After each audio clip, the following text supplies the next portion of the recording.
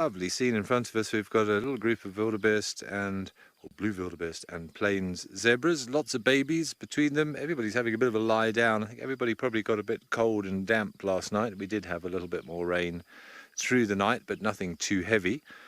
And we've got some lovely little shafts of sunlight filtering through the clouds. It is, say, potentially more drizzle forecast for later today, but the animals really enjoying this early morning sunshine. It's by no means warm yet. Well, it's not hot yet, but it's definitely some heat radiating off the sun. And everybody's thoroughly enjoying life this morning. See, even some of the adults deciding to just have a bit of a lie down and warm up in the sun. You see a couple of babies also chilling on the floor. One of them there at the back left is completely flat.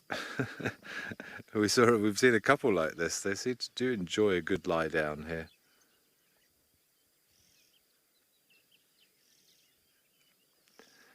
Cindy, there is no difference between a wildebeest and a GNU. It is purely a sort of a naming thing. So its proper name, if you will, is actually a GNU. This is the brindled GNU, also known as a blue GNU, and then we have a black GNU, and then there's the silver-bearded GNU up in East Africa. Wildebeest actually comes from the Afrikaans name for this animal. So in English it's a GNU, and in Afrikaans it's a wildebeest, which means wild beast, basically, or wild cow. And it has been adopted as sort of its common name, almost. It's become known as a wildebeest. But officially it's wilde, and then beest is spelled B-E-E-S-T. I think I'm right. I'm getting a nod of approval from Igor, who is Afrikaans.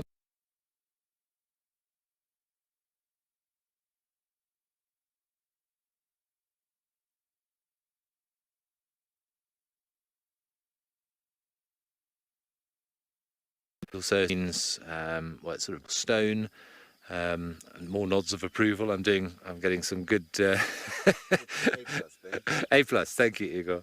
So there's quite a few animals that we see out here which the Afrikaans name has been adopted as the common name, but officially a wildebeest is a GNU.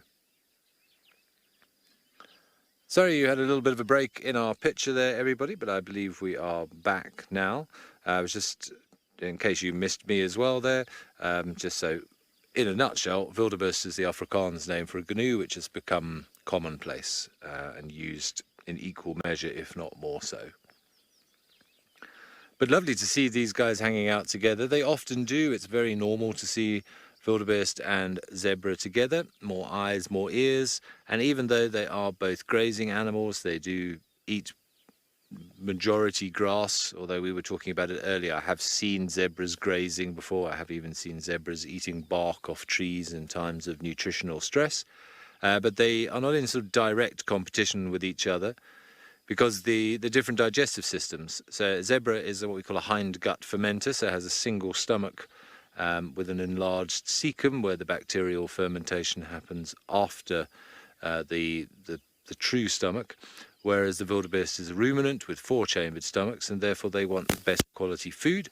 So they eat the shorter grass, and zebras eat the longer grass. So if anything, the zebras kind of prep the grass for the wildebeest. They'll eat the top part, and then the wildebeest is very specific. They don't like any grass sort of longer than about 20 centimeters or so. So the zebras can eat the top of the grass, and then the wildebeest can benefit from that. It's what we call facultative grazing.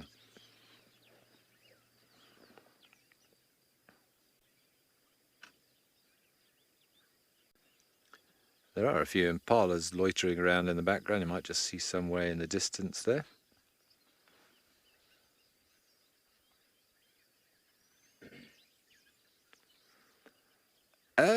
Jessica, I don't know, quite honestly. Possibly because there's sort of more skin there, but really just stretching for ideas. I'd imagine it's sort of a larger part of the animal, so maybe there is the opportunity for the pigmentation to take more of an effect. I don't know if there's a sort of a specific reason for it. I'm just trying to think off the top of my head. Possibly because of this idea that the stripes are used. There are many theories of why zebras have stripes, one of which is that it helps with regulating heat and keeping them cool. There's more blood vessels close to the surface of the black stripe, so that radiates some of the heat away.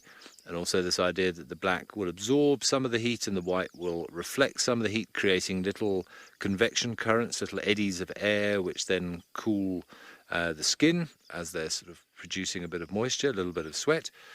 So maybe, again, because that is the area that is predominantly sort of exposed to the sun, because they'll often turn their backs to the sun, maybe it helps with heat regulation.